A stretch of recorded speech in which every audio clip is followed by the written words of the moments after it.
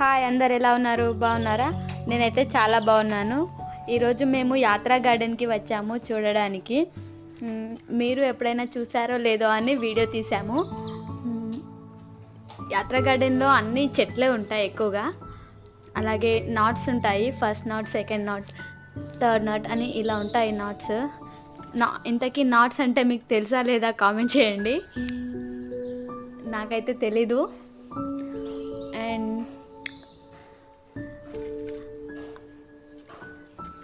ఇక్కడ అన్నీ ఎక్కువగా ట్రీసే ఉంటాయి చూడండి. అలాగే వీడియో నచ్చితే లైక్ చేయండి, షేర్ చేయండి అండ్ సబ్స్క్రైబ్ చేయండి.